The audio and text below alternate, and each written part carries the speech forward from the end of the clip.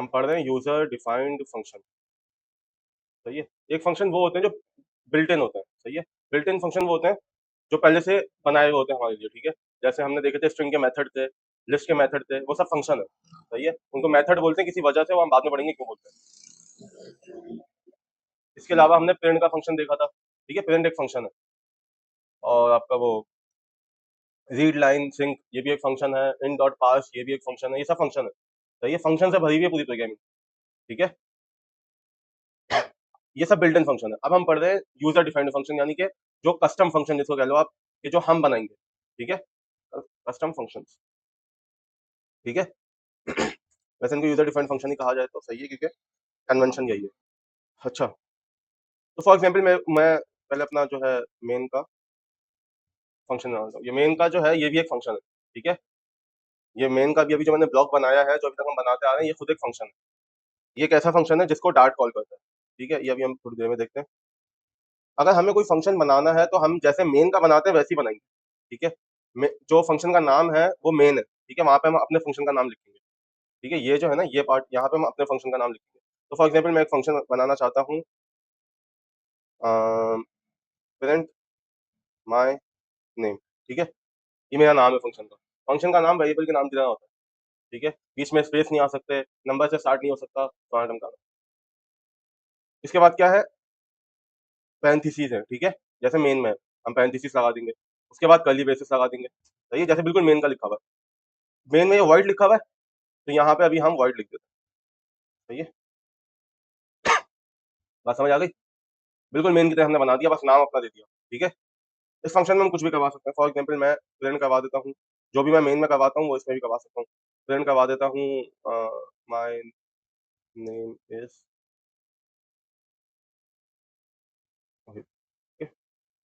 ये ऑब्जेक्ट लिखा हुआ आ रहा है और इधर डायनामिक वगैरह ये सब छोड़ देना, ये एनोटेशन होती है, ये डॉक्यूमेंटेशन के लिए होती है।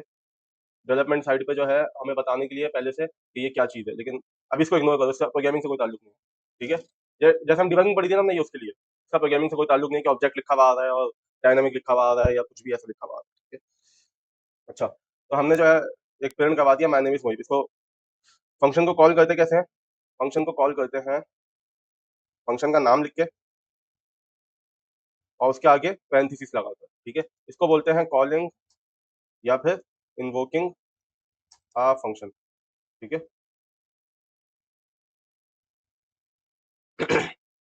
सवाल ये है कि मेन के फंक्शन को कहीं कॉल क्यों नहीं किया हुआ। मेन का फंक्शन भी तो चल रहा है, तो मेन का फंक्शन को डार्ट का कंपाइलर कॉल करता है। ठीक है। डार्ट का जो कंपाइलर है, डार्ट जो है ना, जब हम उसको चलाते हैं, जब अपना प्रोग्राम हम चलाते हैं नीचे लिख के टर्मिनल में ऐसे करके कि डार्ट फंक डॉट डार्ट जो भी है, तो डार्ट को ये पता है कि मुझे जो फंक्शन कॉल करना है वो मेन है। ठीक है। तो डार्ट कॉल करता है मेन के फंक्शन को, इसीलिए मेन के फंक्शन का नाम हम नहीं बिगाड़ सकते। तो मेन के फंक्शन को हम नहीं बिगाड़ सकते, मतलब इधर कुछ और नहीं लिख सकते, हमें मेन ही लिखना पड़ेगा। ठीक है। ये रिक्वायर्ड है डार्ट के लिए, क्योंकि डार्ट की कंपाइलर में मेन का फंक्शन कॉल हुआ है पहले से। ठीक है। ये ऐसे समझ लो कि उसको ये पता है कि मुझे मेन का फंक्शन कॉल करना है। खैर, तो मेन का फंक्शन है जो हमारा डार्ट का कंपाइलर कॉल करता है, इसके अंदर हमने अपने फंक्शन को कॉल करवा दिया। ठीक है। सिंपल है। तो चलाते हैं, तो हमारे पास हमारा फंक्शन कॉल हुआ और प्रिंट हो गया माय नेम इज मोहित। ठीक है। किसी को कोई मसला नहीं आता। मैं यहाँ पे कुछ और भी करवा सकता था, फॉर एग्जाम्पल लूप लूप करवा सकता था, कुछ भी। ठीक है। लूप वगैरह इफ वगैरह सब चलता है यहाँ पे, जैसे मेन में चलता है। अब सवाल यह है कि अभी मैं इसको कॉल करवा रहा हूँ, प्रिंट माय नेम। ठीक है। अब मैं चाह रहा हूँ कि मोहित की जगह जो है किसी और का नाम आए, यानी कि मैं इसको दूसरी दफा कॉल जब करवाऊँ, जैसे अगर मैं प्रिंट माय नेम वापस कहीं और कॉल करवाऊँ, तो ऐसा हो कि नाम जो है कुछ और आए, मोहित ना आए। हर दफा कॉल करवाते हैं मोहित आ रहा है, क्यों आ रहा है। ठीक है। तो इसके लिए हम क्या करते हैं, हम पैरामीटर्स देते हैं। ठीक है। हम क्या करेंगे इसके लिए, पैरामीटर्स देंगे। क्या करेंगे, हम यहाँ पे बताएंगे कि ये एक पैरामीटर लेगा, यानी एक वेरिएबल लेगा, उसकी टाइप होगी स्ट्रिंग। ठीक है। और उसका नाम होगा फॉर एग्जाम्पल नाम। ठीक है। कुछ भी हो सकता है। ठीक है। इस वेरिएबल को हम इस फंक्शन में इस्तेमाल कर सकते हैं। ठीक है। ये बिल्कुल ऐसा ही है कि मैं यहाँ पे कहूँ स्ट्रिंग नाम इज इक्वल टू कुछ भी। ठीक है। ये बिल्कुल ऐसा ही है, बस फर्क ये है कि इसको हम यहाँ पे बनाते हैं। ठीक है। अब इस नाम को मैं यूज कर सकता हूँ, तो मैं यहाँ पे मोहित की जगह डॉलर नाम कर देता हूँ। सही है। अब यहाँ पे कॉल करते हुए मुझे इस वेरिएबल को भरना पड़ेगा। इस पैरामीटर को भरना पड़ेगा, ठीक है। इस पैरामीटर को की जगह वैल्यू पास करनी पड़ेगी। तो यहाँ पे मेरे पास एरर आ रहा है, क्या बोल रहा है ये, one position argument expected bye print my name but zero found, ठीक है, कि एक आर्ग्यूमेंट रिक्वायर्ड था, एक्सपेक्ट कर रहे थे, लेकिन एक भी नहीं मिला। तो फॉर एग्जाम्पल मैं यहाँ पे दे देता हूँ मोहित, ठीक है, यहाँ पे देता हूँ मोहित, ये नाम वगैरह लिखा हुआ है, इसको इग्नोर करो। ये जो भी ग्रे लिखा हुआ है ना, उसको इग्नोर कर दो अभी। मैं चलाऊंगा, क्या आ गया, माय नेम इज मोहित। लेकिन अब अगर मैं कहीं और इसको कॉल करता हूँ और मैं यहाँ पे देता हूँ फॉर एग्जाम्पल अयान, ठीक है, और मैं चलाऊंगा तो my name is Mohit, my name is Ayan, समझ आ रही है। तो इसको बोलते हैं अपने फंक्शन को डायनामिक बना देना, सही है। पहले हमने हार्ड कोड किया हुआ था नाम, हार्ड कोड का मतलब सबको समझ आता है ना, ये एक बताया हुआ है कि यही होना चाहिए। इसके बाद हमने क्या किया, हमने उसको डायनामिक बना दिया, यानी कि उसको जो है जेनेरिक बना दिया, जनरलाइज कर दिया, इसको पता नहीं कैसे समझे, लेकिन बस ऐसे समझ लो, उसको सुपर पावर्स दे दी कि अब जो है जो भी दिया जाएगा नाम कॉल करते हुए वो लिखा पाएगा। अब हम क्या कर सकते हैं, हम एक से ज्यादा पैरामीटर्स भी दे सकते हैं। फॉर एग्जाम्पल मैंने स्ट्रिंग नाम दिया, मैं यहाँ पे एक और पैरामीटर दे देता हूँ जिसकी टाइप होगी इंटीजर और जिसका नाम होगा फॉर एग्जाम्पल एज, सही है, कि नाम के साथ एज भी जाए, ठीक है। तो माय नेम इज नाम and my age is dollar age, और समझ आई कि प्रिंट क्या होगा, माय नेम इज जो भी डॉलर नाम के अंदर होगा और उसके बाद एंड माय एज इज जो भी डॉलर एज के अंदर होगा, एज वाले वेरिएबल के अंदर होगा, ठीक है। अब यहाँ पे क्योंकि हमने ऊपर दे दिया है, यहाँ पे हमने डिफाइन कर दिया कि हमें एज चाहिए फंक्शन को, तो यहाँ पे एरर आ गया, ठीक है। तो मुझे यहाँ पे एज देनी पड़ेगी, फॉर एग्जाम्पल मैं दे देता हूँ 23, मैं दे देता हूँ फॉर एग्जाम्पल 19 या जो भी 18। अब मैं चलाऊंगा, ठीक है। पैरामीटर एक से ज्यादा भी हो सकता है, पैरामीटर स्ट्रिंग, पैरामीटर में आप string, integer, Boolean, list, map, जितनी भी टाइप से सब ले सकते हो, ठीक है। एक लिस्ट भी पास कर सकते हो पैरामीटर के अंदर, ठीक है। एक एग्जांपल देख लेते हैं, फॉर एग्जांपल मैं एक फंक्शन बनाता हूँ,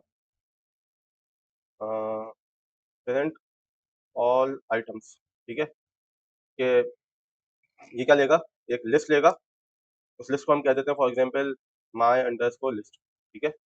एक लिस्ट लेगा, क्या करेगा, इस लिस्ट के साथ इस लिस्ट पे लूप चलाएगा, ठीक है। लूप चलाने का हमने बहुत सारे तरीके देखे, फॉर आई वाला देखा और फॉर इन वाला देखा।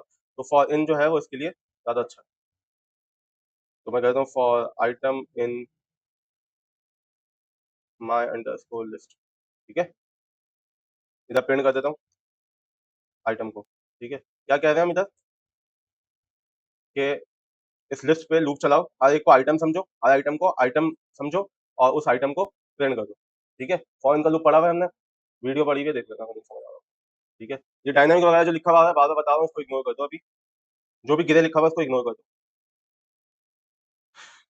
हम क्या करते हैं, अब इस फंक्शन को कॉल करवा देते हैं, प्रिंट ऑल आइटम्स, ठीक है। ये क्या मांग रहा है, एक लिस्ट मांग रहा है, ऐसा ही है, ये लिस्ट मांग रहा है, हम एक लिस्ट बना देते हैं यहाँ पे, for example list A is equal to ठीक है। हमने एक लिस्ट बना दी, इस ए को यहाँ पे हम पास कर देते हैं, सही है ना, क्योंकि लिस्ट मांग रहा है, हमने लिस्ट पास कर दी। बात समझ आ गई, कोई मसला इसमें, जैसे हम नाम पास कर देते वैसे ही हमने लिस्ट पास कर दी, सही है। अब ये ए जाएगा यहाँ पे, हमारी लिस्ट में असाइन क्या हो जाएगा, ए, ऐसे, ठीक है। और उस ए को हम लोग, और यानी उस माई लिस्ट को हम लोग उस पर लूप चला के उसका आइटम प्रिंट करवा रहे हैं, ठीक है। ये प्रिंट होगा, बात समझ आई, ये हो गई एक चीज, सही है। अब एक और चीज है क्या, कि फंक्शन से अगर हमें कुछ रिटर्न करवाना हो, सही है, हम रिटर्न क्यों करवाएंगे, जब करवाना हो तो कैसे करवाएंगे। तो मैं ये एक और फंक्शन बना लेता हूँ, फॉर एग्जाम्पल वॉइड मल्टीप्लाई, या ऐसे कर लेते हैं ऐड का, एक ऐड का नाम, ऐड नाम का मैंने एक फंक्शन बना लिया, ठीक है। ये क्या करेगा, दो पैरामीटर लेगा, दो नंबर लेगा, सही है, और int result is equal to x plus y, दोनों को ऐड करके रिजल्ट में डाल देगा। कोई मसला इसके अंदर नहीं है। अब हम इधर क्या करेंगे, हमें रिजल्ट जो है ये बाहर चाहिए, यानी मेन के अंदर चाहिए, ठीक है। ये रिजल्ट इस ऐड तक महदूद है अभी, ठीक है, इस ऐड तक लिमिटेड है। मैं चाह रहा हूँ ये रिजल्ट को मैं एक्सेस कर सकूँ मेन के अंदर, यानी इस फंक्शन से बाहर। तो मैं क्या करूंगा, मैं रिटर्न कर दूंगा इस रिजल्ट, बात समझ आई। मैंने रिटर्न कर दिया, रिटर्न का मतलब होता है लौटा दो, रिटर्न का मतलब क्या होता है, लौटा दो, मैंने रिजल्ट को लौटा दिया। अब क्योंकि मैं लौटा रहा हूँ एक इंटीजर वेरिएबल को, तो मुझे यहाँ पे उसकी टाइप बतानी पड़ेगी, ठीक है। तो मैंने बता दिया इंट जो है रिटर्न टाइप है इस फंक्शन की। इसका मतलब ये होता है कि इस फंक्शन से जो चीज रिटर्न होगी उसकी टाइप है इंटीजर। ठीक है, ठीक है, इधर टाइप बतानी पड़ेगी। स्ट्रिंग हो रहा है, क्या हो रहा है। वॉइड का मतलब क्या होता है, कुछ भी रिटर्न नहीं हो रहा। वॉइड का मतलब क्या होता है, खाली है, कुछ भी रिटर्न नहीं हो रहा। जब भी मेन में हम कुछ रिटर्न कर रहे हैं, मेन से हम कुछ रिटर्न नहीं कर रहे, जब भी यहाँ पे वॉइड लिखा हुआ होता है। समझ आई बात। यहाँ पे वॉइड इसलिए लिखा हुआ होता है कि मेन से कुछ रिटर्न नहीं होगा, लेकिन यहाँ से हम रिजल्ट रिटर्न कर रहे हैं, इसलिए हमने इंटीजर लिखा है पीछे। अब जब हम इसे कॉल करेंगे, ये सारा कमेंट कर रहा हूँ, ठीक है। और जब मैं इस ऐड को कॉल करूंगा तो मुझे एक्स और वाई देने पड़ेंगे। मैं दे देता हूँ 2,4। ठीक है। अब क्योंकि ऐड पे जब मैं हवर करूँ तो मुझे क्या बोल रहा है, इसकी रिटर्न टाइप क्या है, याद है ना, पीछे लिखी हुई आती थी रिटर्न टाइप। तो ये मुझे बोल रहा है इंटीजर रिटर्न टाइप, तो मुझे इसको कैच करना पड़ेगा, ऐसी बात है। तो मैं एक वेरिएबल बना देता हूँ एक्स नाम का और उसमें कैच कर लिया। ठीक है, इसमें किसी कोई मसला। मैंने एक्स नाम का एक वेरिएबल बनाया, उसमें कैच कर लिया। मैं इसको प्रिंट करवा देता हूँ। सही है, चलाऊंगा और मेरे पास क्या आ गया, जो भी ग्रे में लिखा हुआ है उसको इग्नोर कर दो। बार बार कह रहा हूँ मैं कि ये इंट लिखा हुआ है, एक्स लिखा है, वाई लिखा हुआ है, ये हमारे लिए लिखा हुआ है बताने के लिए कि भाई ये जो तुमने एक्स बनाया है ना, मैं इसको इंटीजर समझ रहा हूँ। ये तुमने जो 2 पास किया ना, मैं इसको एक्स में पास करूंगा। ये तुमने जो 4 पास किया, मैं इसको वाई में पास करूंगा। ये प्रोग्रामर की आसानी के लिए होता है। ठीक है, इसको एनोटेशन बोलते हैं, इसको भी इग्नोर कर दो। बात सबको समझ आ गई। रिटर्न भी सबको समझ आ गया। रिटर्न सिर्फ इंटीजर नहीं, स्ट्रिंग भी कर सकते हैं, बूलियन भी कर सकते हैं, कुछ भी रिटर्न कर सकते हैं, लिस्ट, मैप, कुछ भी रिटर्न कर सकते हो। ठीक है, अगर मेन से कुछ रिटर्न करवाएंगे हम तो हमें यहाँ पे टाइप देनी पड़ेगी, लेकिन मेन से हम कुछ रिटर्न नहीं करवाते।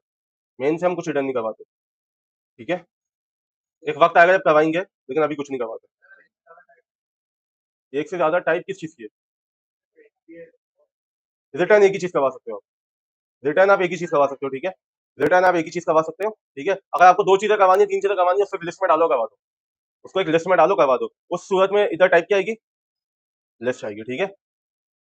अच्छा, एक और चीज जो है इंपॉर्टेंट, वो ये है कि ये जहाँ पे पैरामीटर्स लिखे हुए हैं ना, एक्स और वाई क्या है, पैरामीटर्स है। इन पे वैल्यू क्या पास हो रही है, ये 2 और 4 को हम आर्ग्यूमेंट कहते हैं। बस सिर्फ टर्म का फर्क है। जहां पे हम कॉल कर रहे हैं वहां पे जो वैल्यू पास करेंगे पैरामीटर्स के अंदर, उसको हम क्या बोलेंगे, आर्ग्यूमेंट्स। और जहां पे जाके वो वैल्यू सेव हो रही है, वो पैरामीटर्स है। ठीक है, यानी एक्स और वाई पैरामीटर है, 2 और 4 उसके आर्ग्यूमेंट है। ठीक है, दोनों में ये फर्क है बस।